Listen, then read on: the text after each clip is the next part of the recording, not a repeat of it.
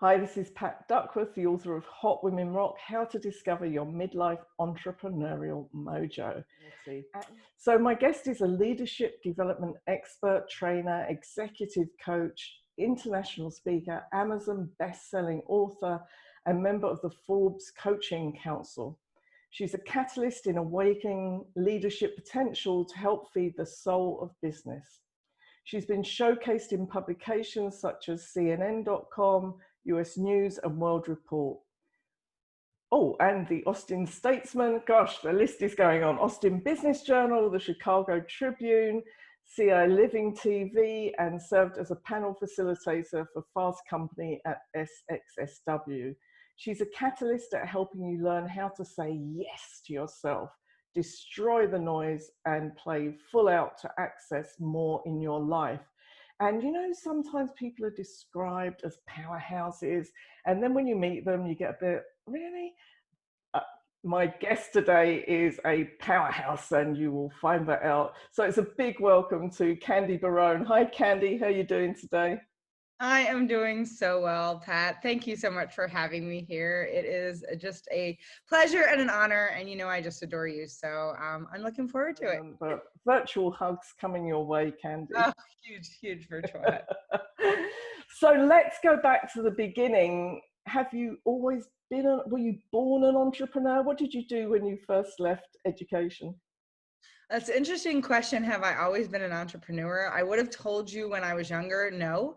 And then now reflecting back and looking at all the various things I did in my life to initiate things or start things, I'd say I absolutely was an entrepreneur my whole life. And so it's interesting because I think as we grow up, how we define entrepreneur and what people put in terms of that stigma, at least in the US, there was such a negative stigma when I was growing up about having an entrepreneurial spirit.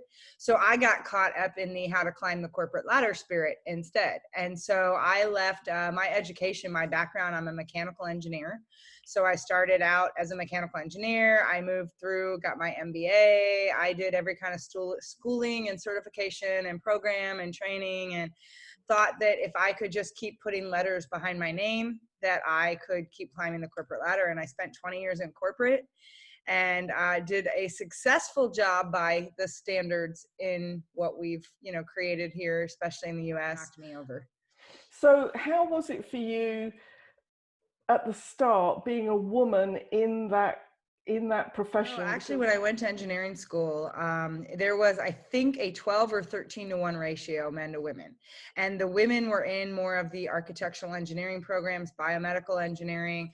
I started out as an architectural engineer and then quickly realized I had no interest in properties of concrete, needed to move on, and moved into mechanical engineering, where I didn't even know there was another woman in my program until the day I graduated.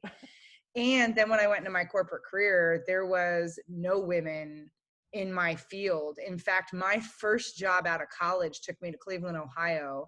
And if you've ever seen the TV show WKRP in Cincinnati, it was very reminiscent of that. So I was the only woman with a degree.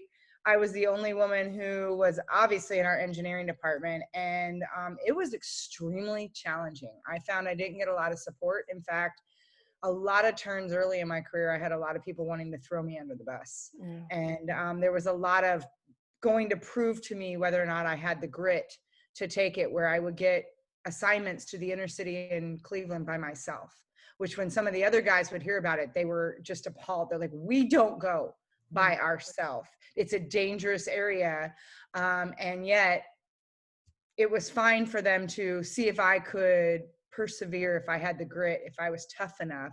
And so I spent a lot of my early career proving how, quote, tough and how much I could take. I used to say I was like a human punching bag. It was how much can you pop back up and let them punch you again, right? So it was tough, very tough. A lot of support. What attracted you to engineering? Because a man, my father, said I couldn't. And so honestly, it was a combination of a couple of men in my life who said I was very interested in fighter jets, and I had a very tomboyish, which today that actually, I struggle with that a lot. I don't like those labels. And I used to struggle even as a kid that people wouldn't consider me a girl. I had to be something else because I didn't fit the mold. But I loved to work with my hands. I loved fighter jets. I wanted to build engines for fighter jets. It's the whole reason I wanted to become an engineer. And I loved architecture. So there was these two spaces. And I can remember both my dad saying that it wasn't possible, and then my guidance counselor in high school who said, well, girls can't do this, when I was taking 4 honors classes. And he's like, well, you need to take economics. And I'm like, I have no interest or desire to take, I want to take shop class. He's like, well, we don't, women with 4 honors classes or girls with 4, don't, I had to go to my superintendent to have him overwrite my guidance counselor. And so I just got a lot of people telling me I couldn't. And I can remember being a junior in engineering school going, why am I here? This isn't what I want to do. Yet I was also really clear that being a female engineer, I could write my ticket. So I was like, I've come this far. I'm going to get that degree, and then I'm going to do what I can with it. From that. So you went into this corporate career. What was the turning point in your corporate career when you decided you wanted to set up for yourself? Yeah, well, it was interesting because very early in my corporate career, my first job, I was a design engineer, and I moved out of that first year. I moved more into a sales role, sales leadership role. I was an account exec for a while with a Fortune 100 company. I moved to other Fortune 100 companies, and there were a couple turning points for me that were a culmination. One was when I did a school to work program. I ended up with a kid in my program who was reminded me of me, and a lot of the chip on my shoulder and a lot of the anger and the stuff that I carried both through relationship with my dad and just what I had gone through to get to where I was at. And so I sort of had a rock bottom moment when I had a huge gratitude for what cards had been dealt to me, so to speak, when I had the opportunity to really connect with him. And as his mother likes to say, save his life. And then when I was about 35, 36, I ended up in the hospital because I had a pain in my chest. I thought I was actually having a heart attack, and it turned out I manifested a pain, a mass from the stress and anxiety I was carrying in my body. That I was working 80 to 100 hours a week. I was at GE Healthcare at the time. And I realized that if I kept going that way, I was going to be dead by 40. I could not keep it up. And when I left to go work for another company that was 180-degree opposite culture, very nurturing, I had a leader that really opened me up in terms of my own ability to lead, to facilitate, to train, to develop people, which has always been my passion if I really look back at everything. And when she left and I ended up with a micromanaging manager again, or a leader above me, it was very clear that I could no longer be in that box. I couldn't be expanded and then be asked to be contracted again. And what was also interesting is I was the person at the time who was bringing in consultants and trainers. And I'm like, they're not saying anything. First of all, I'm saying that, plus I'm doing this, and this. And yet somehow I couldn't be seen as an expert because I was in-house. So it became very clear to me that if I was going to carry a message that was going to create change, I had to leave. And I ended up on a project-based assignment as my last role at Northwestern Mutual. And they even said, this is only an 18-month assignment. If you don't have someone doesn't offer you a position, then you don't have a job. I'm like, it's fine. And within 12 months, I left. So what were the skills that you took with you into your entrepreneurship, and what did you have to learn in order to make that transition?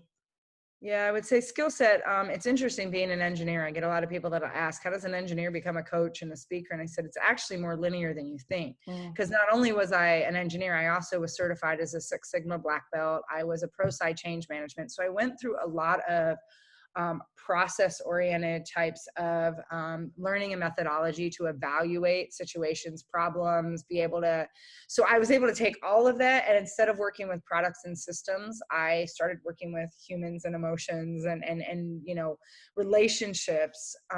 So that actually was a lot more transferable than I think people think. Plus, I had done a lot of work on my own and through support in my corporate career to be the kind of leadership guru for our department, our team, our function. And so I started to build out programs within our teams to help grow people, to help develop people. And so I was able to take all of that I worked. The bigger part about it was, how do you structure a business on your own, right? It's one thing to help a company run a business. And I had, I was in business development roles. I've done a lot around building channels and departments, but to build an entire company and have all of that come together. The other thing is knowing when to ask for help and not, and that was really hard for me. I'm a go-getter. I'm a independent, strong, I take care of my own stuff. And to be able to very clearly say, I don't know what I don't know and I need help. So hiring my first coaches and branding specialists, and just reaching out to people that had niches that could really help me move the needle in various things. And the probably the biggest thing I wish I would have done sooner was hire my bookkeeper. I didn't hire my bookkeeper for a year, and it cost me a fortune. Yeah, and it is that thing that suddenly with your own company, you're the IT expert, you're the bookkeeper, you're the secretary, you keep the diary and the calendar. Right? And so that's the point where you have to say, what are my superpowers? What is it that I'm delivering? And then what can I get other people to deliver so that I can just focus on my superpowers? So how has your coaching developed as a business since those early days? Well, first of all, I love the way that you say, you got to really lean into your superpower, because here's one of the things I really want entrepreneurs to know is your superpowers change. They actually evolve and they grow. There are things that I was doing 7 years ago when I started my business that are no longer the way that I go about coaching or developing people. And so, I started out coaching first, doing one-to-one coaching. That was what I knew. That's what I went and got certified for right away. I have several certifications. I even used to train and certify coaches through the company that I got certified through. I took that on as a side business with my business. I thought it was the right thing to do. So that was how I started my business. And then I started a lot of speaking, do these little half-day workshops, these $97 workshops, these things, right? To which it's evolved into where I do much more group-centric, one-to-many model. I do a lot of online learning training. I do masterminds. I do retreats, which is just such a space for me. I still do one-on-one coaching, but it's at a much higher level. I'm doing a much more executive level, founder, business owner, other entrepreneurs building bigger capacity. And the other thing that I've done is I've actually launched my own certification program. So because one of the things I found as I was stepping into this business, everybody wants to get certified as a coach, but they're missing two other in critical, in my opinion, skill sets. And then a third piece even to that. And the two skill sets I feel like people are missing are facilitation and training. So I wanted to look at, how do I create a way that you can facilitate, coach, and train? And so I created my own FCT certification, which is a facilitator, coach, trainer. Because the way that the industry, the way that our work is changing, you need to be able to dance in between those three spaces. And the thing that's always missing is no one teaches you how to build a business once you're certified. Yeah. And so I really struggled with people thinking, oh, great, now I've got the little letters behind my name. I put up my shingle and if you build it, they will come. And I'm like, that is not how this industry works. When they come, then you build it.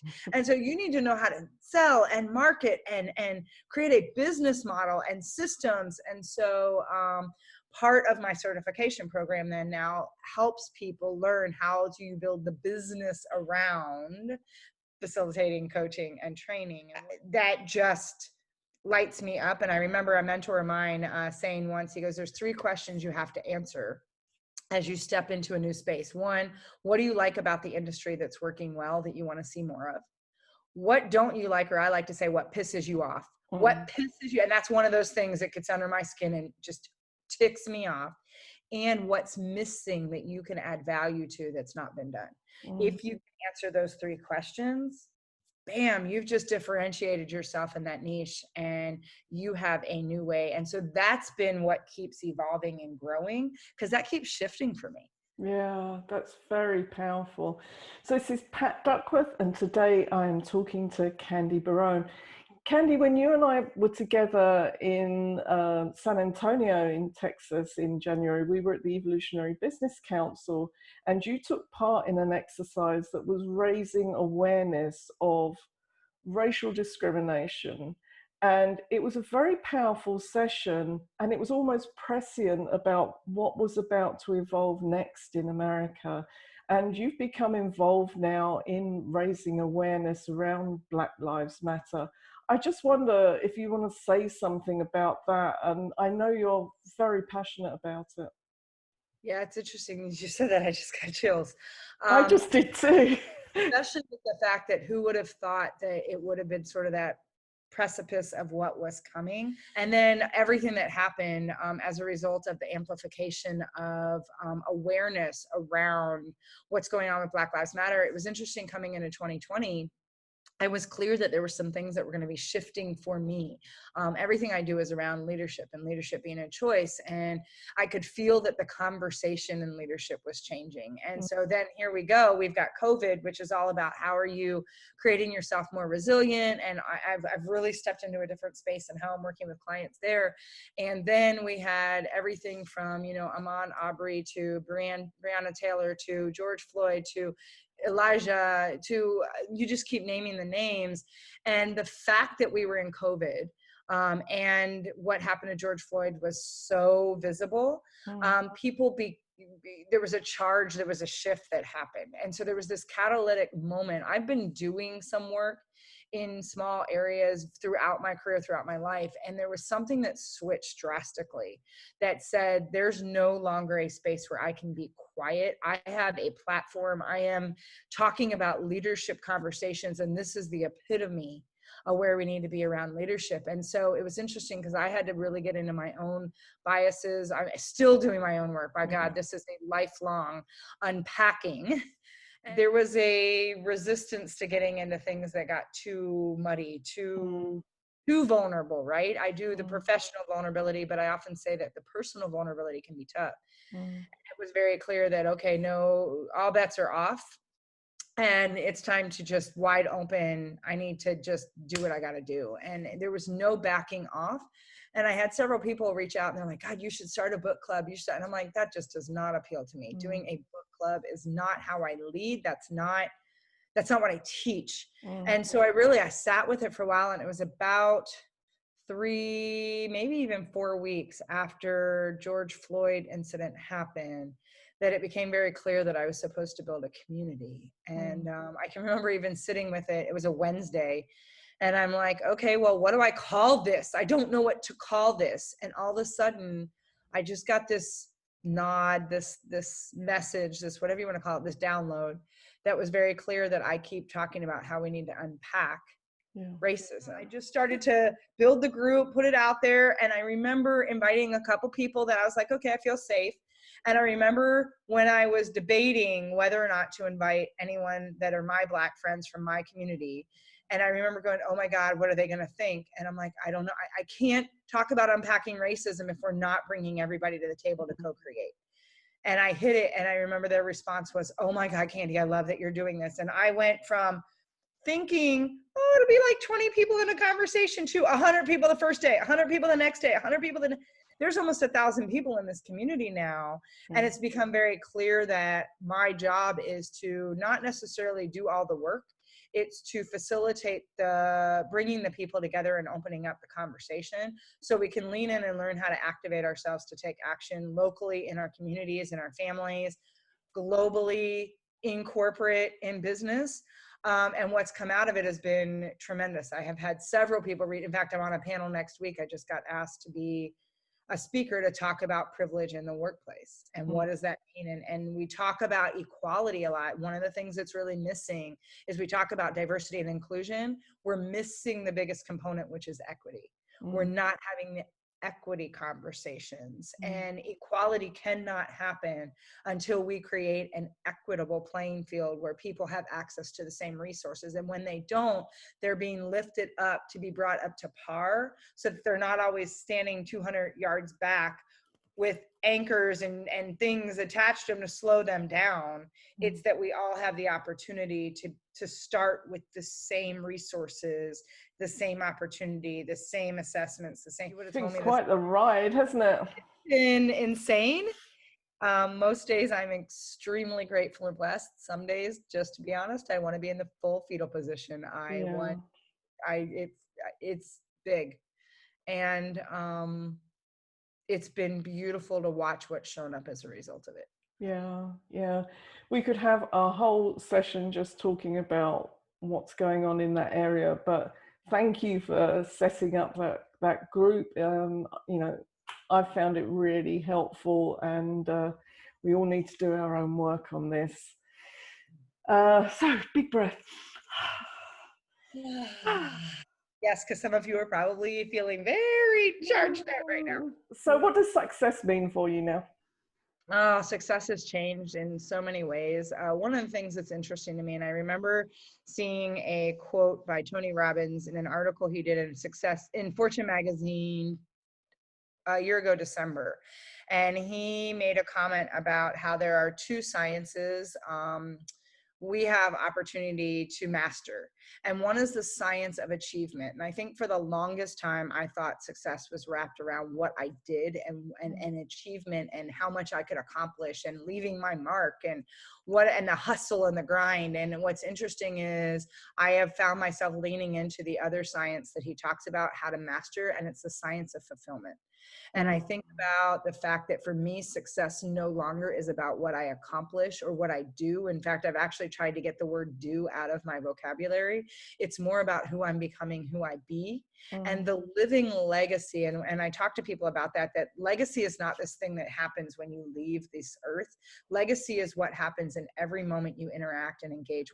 You and I right now are leaving a living legacy in this conversation.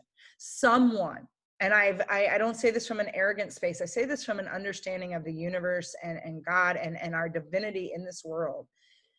Our conversation will affect someone.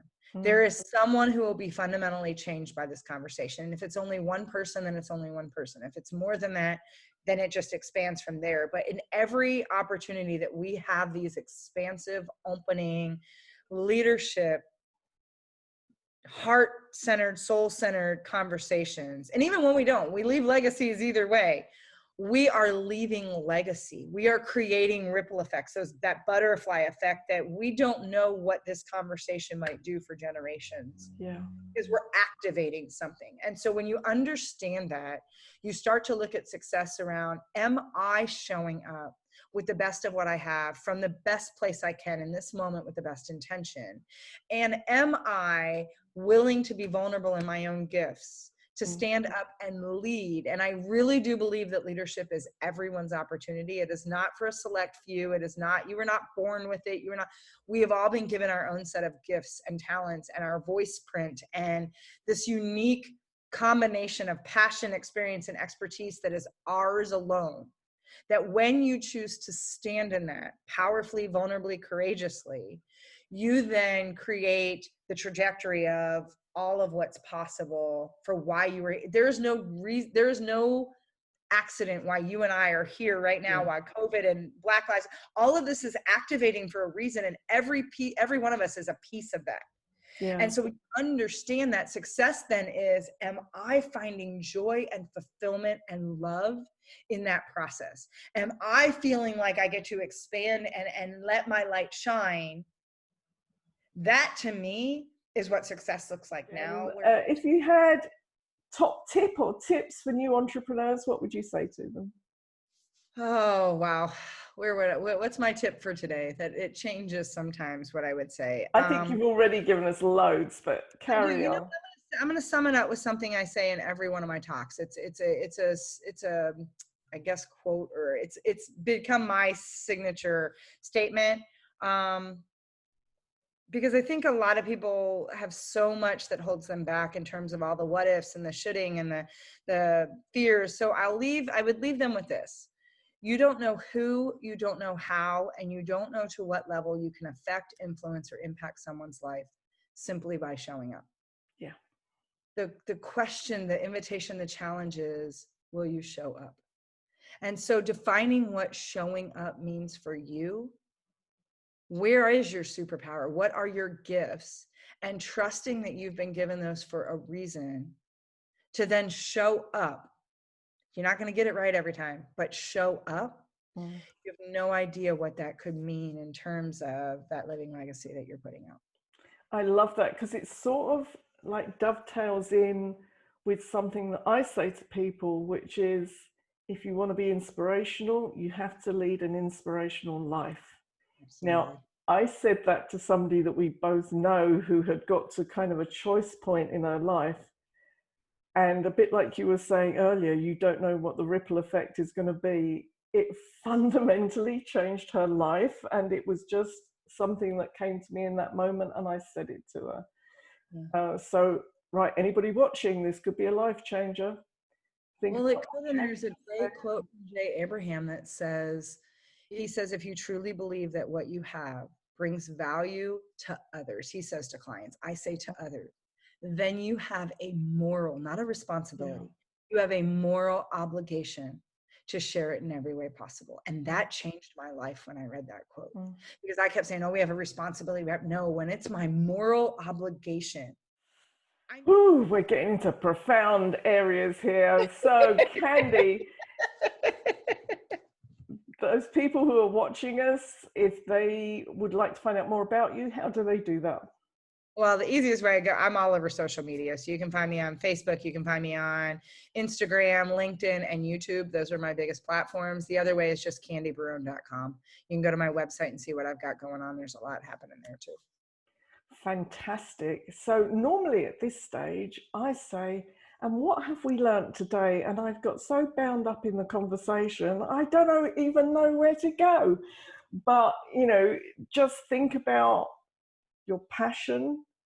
Think about what gifts you've been given, that it's your duty to share with the world. Who are you not to share what you've been given with the world? I think if that was all we'd learned, it would have been worth the time, because it's all about you having a unique perspective, experiences, learning that you can share with other people.